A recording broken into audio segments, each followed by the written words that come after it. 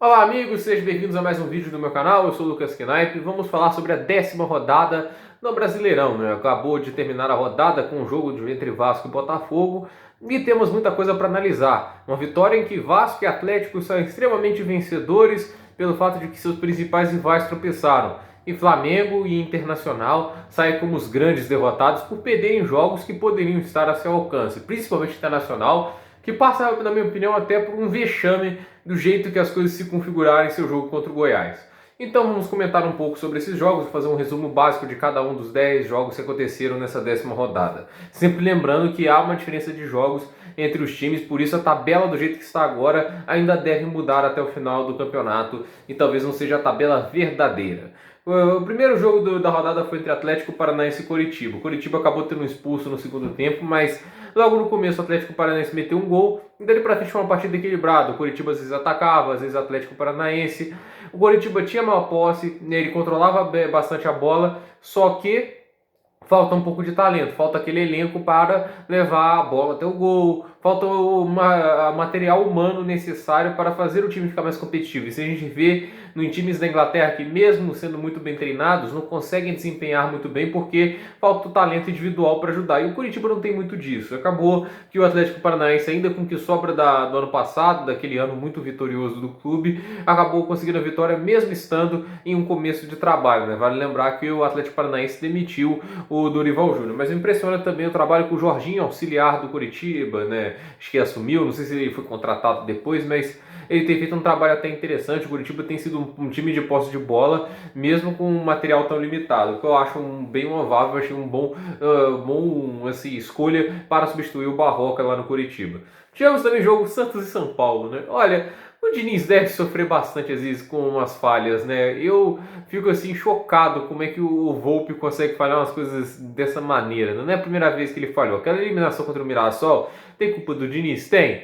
Mas tem um culpado que eu acho maior, é o Volpi, né? Porque ele vai caçar a borboleta umas 2 vezes, ele pede para tomar o terceiro gol, e no lance do terceiro gol ele bate no zagueiro tentando tirar a bola, uma bola que estava totalmente que era fácil para o zagueiro de São Paulo tirar, ele vai lá e atrapalha e deixa o gol desprotegido, que acaba virando o terceiro gol do Mirassol. Agora, contra o Santos, ele tira a barreira pro Marinho, que é só o jogador que está em melhor fase no Brasil, basicamente, né? É o melhor jogador do outro clube, na direção, assim, limpou a direção do gol para ele, falou, ó, chuta aqui que eu vou tentar pegar. E o Volpi nem sai do lugar. O pior, assim, não é o fato dele ter organizado uma barreira. É o fato da bola passar 10 centímetros da perna do cara e ele não conseguir mexer direito.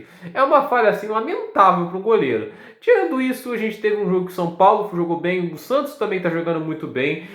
Mas, assim, pelo menos acima do que eu esperava. O Cuca tem feito um trabalho até interessante com as peças disponíveis. E o São Paulo, assim, perde uma chance de colar na liderança de vez, né? E eram 2 pontos fundamentais para chegar no Internacional, mas acaba com esse empate, eles acabam ficando atrás do Atlético Mineiro na tabela.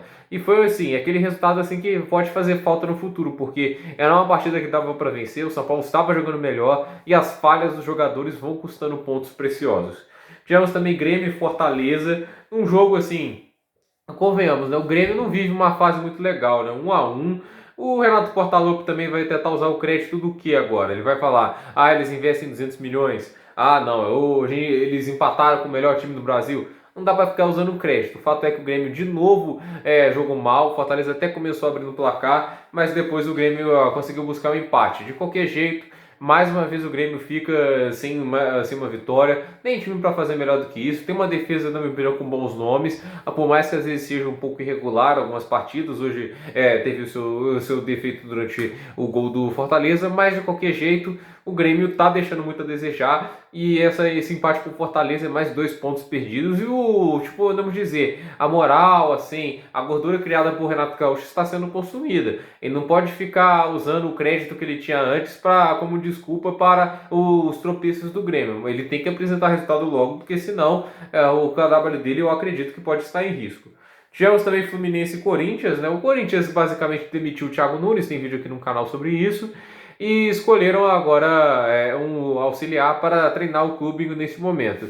e basicamente o Corinthians ficou pior.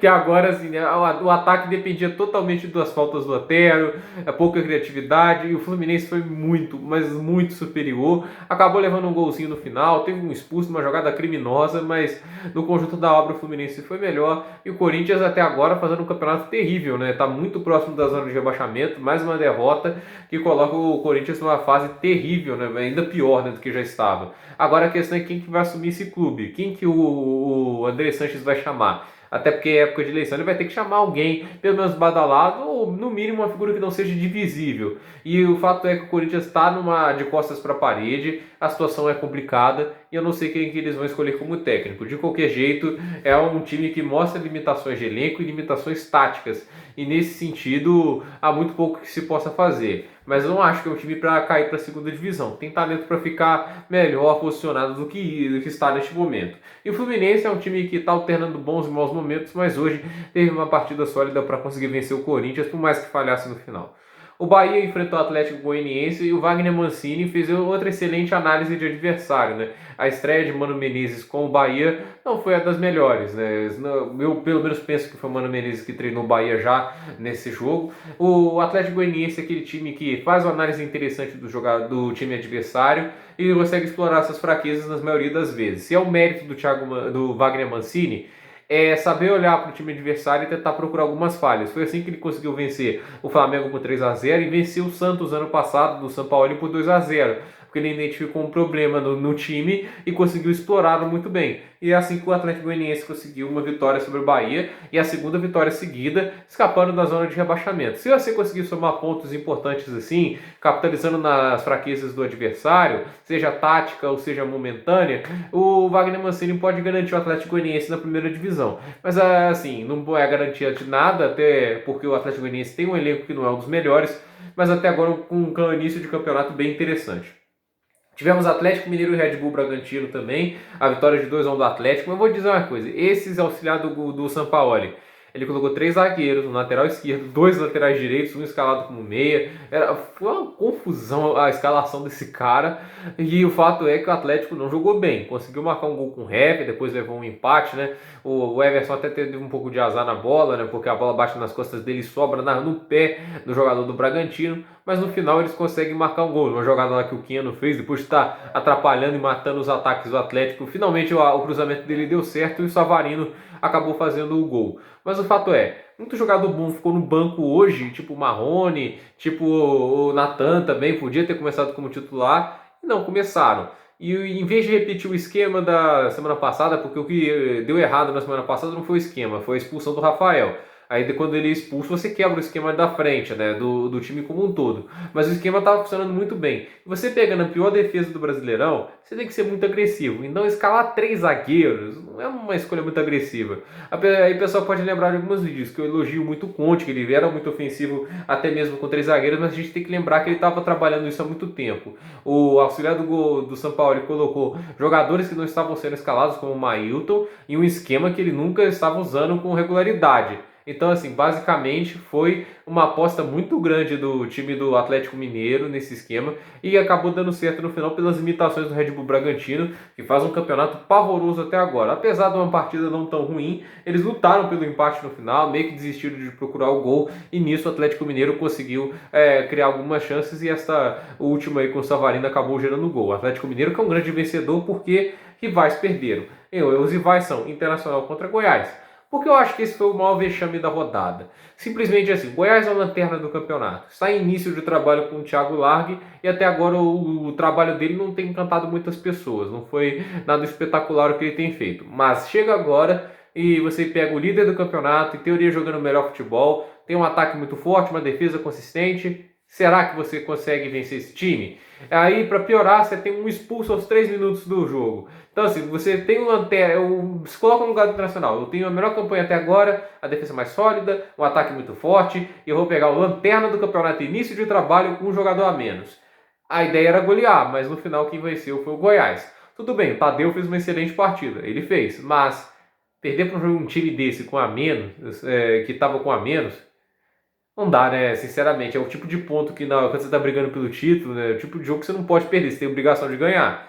E o Internacional, se ele perder o campeonato por pouco, essa partida vai ser lembrada. Então, assim, é um tropeço gigantesco internacional e que se o Atlético vence o jogo que está faltando, ele ultrapassa o time gaúcho no Campeonato Brasileiro. Então, assim, é uma derrota sofrida para o time do sul do Brasil. Agora, o Flamengo também perdeu, né? Tropeçou. Domenic Torrente levou no tático do Guto Ferreira, o famoso Gordiola, né? O Gordiola soube escalar muito bem o time, usou a velocidade dos alas dele muito bem e ele acabou explorando muito bem os contra-ataques, mas também explorou um Flamengo um pouco mais apático, que criou menos, que conseguiu trocar menos a bola e que estava jogando nitidamente abaixo do que estava contra o Fluminense. Então, assim, foi mais uma vez também uma explicação de alguns jogadores terem trocado, algumas peças terem trocado, não estarem acostumados com um esquema diferente e nisso acabar baixando a produtividade do coletivo como um todo. E aí o Ceará soube se aproveitar e acabou marcando 2 gols. O Flamengo não produziu muito, o Flamengo, sim, teve algumas chances com o Gabigol,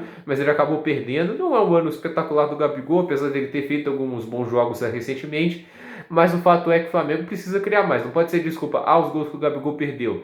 O Flamengo só chutou 11 vezes pro gol. É um volume de jogo baixo quando a gente está falando de um time como o Ceará, que por mais que esteja bem treinado, né, o Guto Ferreira tem feito um bom trabalho, é um time limitado em questões de elenco e é um time que normalmente pertence à parte de baixo da tabela. Então, por isso, não acho que foi uma boa partida do Flamengo. Óbvio, já não é bom por ter 2-0 para o rival, mas acho que o Flamengo também deixou muito a desejar no quesito futebol, sem marcar mais nenhum gol nessa partida. Foi uma partida, na minha opinião, bem fraca do Flamengo e que acaba com uma derrota que pesa no campeonato. Era uma boa chance de empatar ou até mesmo passar o Internacional. Palmeiras e Sport fizeram uma partida e aquela coisa, o que salva esse Palmeiras são os jogadores, não é a tática. A tática do Palmeiras está muito ruim. E teve expulsos também no jogo, né, que complicou muito a situação de ambos os clubes, mas o Palmeiras pega um dos times mais fracos do campeonato, o Sport do Jair Ventura, começa perdendo, consegue a virada, mas depois leva um empate. A verdade é que a tática do time está muito fraca, o time tem pouco entrosamento, não consegue criar muito, e você pegando o time que em teoria era para ser um dos mais retranqueiros e estava conseguindo jogar, e estava conseguindo até marcar gols, é um fato bem decepcionante. Era para o Palmeiras estar fazendo uma campanha muito melhor do que essa. Tá invicto até agora? O único invicto? Tá. Mas a gente tem que lembrar que empate não leva muito longe. O Palmeiras nem sequer está entre os 4 primeiros no momento. Então, tem que fazer mais do que apenas empatar. Você pode até não estar perdendo, mas é aquela questão.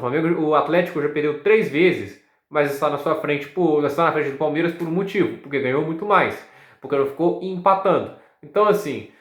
o Palmeiras tem que resolver essa situação logo, não dá para ficar empatando a vida toda. E ele, se não começar a consertar esse time, se esse time não começar a engrenar, as chances de título vão para o ralo. Acho que ainda dá para o time se acertar, talvez tentar arriscar um novo técnico. Eu não acho que o Luxemburgo está fazendo um bom trabalho, eu não estou vendo espaço para grande evolução. Eu acho que é isso que o Luxemburgo tende a apresentar com o Palmeiras. Mas o fato é que quanto mais demorar, quanto mais o time não continuar jogando esse futebol, menos chances eles vão ter de conquistar o Campeonato Brasileiro ao fim da temporada. O Botafogo enfrentou o Vasco, né? E o Vasco, mas normalmente é um time que é um pouco mais desapegado da bola, tenta jogar um pouco na velocidade, no contra-ataque, organizado defensivamente. Mais uma vez, foi um exemplo de como o Ramon consegue aproveitar as oportunidades também, né? Ele faz o time bem organizado, conseguiu aproveitar contra o Botafogo algumas falhas da defesa deles, marcando 3 gols, o que não é fácil. O Botafogo é uma defesa que estava bem complicada contra outros clubes. E o Vasco foi lá e meteu 3 gols. Óbvio que o primeiro lance é uma falha grotesca, que o cara meio que ajeita a bola pro Ribamar. Depois ali temos o gol do Botafogo, um golaço de fora da área. Aí temos o gol de Germancano. Germancano pouco toca na bola, mas quando toca é fatal. Ele só precisa daquela bola para fazer o gol e mais uma vez ele fez. Depois o Igor Catatal recebe o passe do Benítez, que deu assistência para o Cano também, e abre 3-1. Aí depois tem aquela jogadaça do Calu, que consegue fazer chute, mas acaba desviando. Aí o jogador do Botafogo, eu até esqueci o nome dele, eu não estou citando ele porque eu esqueci o nome, mas... ele marca o gol e o Botafogo teve chances até. Ele meteu uma bola na trave e o Fernando Miguel salvou depois no rebote. O Calu teve uma grande chance ali também de finalizar, mas ele escorregou. Então foi assim, foi um jogo em que o Vasco correu riscos. É um time que é bem treinado sim, o elenco não era para estar lá em cima, mas vem aproveitando os pontos que tem. O que eu falei uma vez do Vasco, o Vasco é um time que tem um elenco limitado, mas se for bem treinado e se souber como jogar contra os seus adversários, ou somar os pontos contra os times que ele conseguir, ele vai chegar longe na temporada e pode sim conseguir uma vaga até mesmo na Libertadores. E esse mérito vai muito para o trabalho do Ramon Menezes. Paulo Autuori tem poucas peças em sua maioria, está usando muito mais os jovens, e hoje não foi uma grande partida do Botafogo, por mais que às vezes o time conseguisse criar alguma coisa ofensivamente. Mas de qualquer jeito, é um Botafogo que não está conseguindo fazer uma grande campanha, que tem empatado muito, mas também perdeu muitas oportunidades. Mas embora assim também tenho que dizer, eu não estava esperando que o Botafogo fosse jogar bem algumas partidas como jogou. Eu acho que não é para pedir demissão do Paulo Autuori, até porque o elenco não é um dos melhores e tem horas que o time mostra bom futebol. A questão é saber aproveitar essas oportunidades. O líder do campeonato internacional com 20 pontos, 10 jogos. O segundo lugar, Atlético Mineiro, 18 pontos, 9 jogos. Em terceiro, o São Paulo, com 18 pontos, 10 jogos. O Vasco é o quarto, com 17 pontos, 9 jogos. O Flamengo é o quinto, com 17 pontos, 10 jogos. O Palmeiras é o sexto, com 17 pontos, 9 jogos. O Santos é o sétimo, com 15 pontos, 10 jogos. O Fluminense é o oitavo, com 14 pontos, 10 jogos. O Ceará é o nono com 13 pontos, 10 jogos. E o Fortaleza é o décimo com 12 pontos, 10 jogos. Em 11º, Atlético Goianiense com 12 pontos, 9 jogos. Em 12º, o Grêmio com 12 pontos, 9 jogos. Atlético Paranaense em 13º com 11 pontos, 10 jogos. Sport Recife é o 14º com 11 pontos, 10 jogos. Corinthians é o 15º com 9 pontos, 9 jogos. O Bahia é o 16º com 9 pontos, 9 jogos. Zona de rebaixamento começa com o Botafogo 17º, 9 pontos, 9 jogos. Goiás em 18º com 8 pontos, 8 jogos. Coritiba em 19º com 8 pontos, 10 jogos. E na última posição, o grande hype da temporada, que até agora é a grande decepção, Red Bull Bragantino com 10 jogos, 7 pontos. Red Bull Bragantino só ganhou uma partida até agora e já sofreu 16 gols. Assustador até agora essa defesa do Red Bull Bragantino. Os artilheiros do campeonato são Thiago Galhardo com 8 gols, Marinho com 7 gols e Germancano com 7 gols. Em assistências, Marinho tem 3, Thiago Galhardo tem 3, Fernando Sobral tem 3. Basicamente aí esses são os destaques também de jogadores e essa foi minha análise da 10ª rodada. Desculpa o vídeo ficar às vezes um pouco confuso, não ficar muito bom, mas é o que dá pra fazer assim também, né? Até porque eu tô um pouquinho de sono, acordei muito cedo hoje pra ver muita coisa, porque foi um dia ocupado, né? Teve a Fórmula 2, teve a Fórmula 1, teve tênis, teve a Indy, teve o futebol americano, com o meu Falcons perdendo, novidade. O Ryan passando com 450 jardas e o time ainda continua perdendo. É triste a situação do Matt Ryan, coitado dele. Mas o fato é que hoje foi um dia lotado do esporte e o Brasileirão termina mais uma rodada. Agora vai ser um pouco diferente, porque vai voltar a Copa do Brasil, vai voltar a Libertadores, e os principais times, com exceção do Atlético Mineiro e o Vasco, está na Sul-Americana, sempre lembrando, então, exceção apenas o Atlético Mineiro, vão ter que parar no meio de semana para jogar na Libertadores, vão ter menos tempo de treino. Então o Atlético Mineiro pode ter uma grande vantagem por poder continuar treinando, não ter esses tipos de competição como Copa do Brasil e Libertadores. Agora vira uma vantagem porque o foco todo vai para o Brasileirão e é um time que pode aproveitar, porque vai ter que fazer menos rodízio e vai ter mais tempo para aplicar as táticas do Jorge Sampaoli. Então, isso é uma coisa que eu gostaria de deixar claro sobre as próximas rodadas do Brasileirão. Por esse vídeo é isso, gente. Dúvidas nos comentários, deixe seu like, se inscreva no canal, compartilhe esse vídeo e até o próximo vídeo.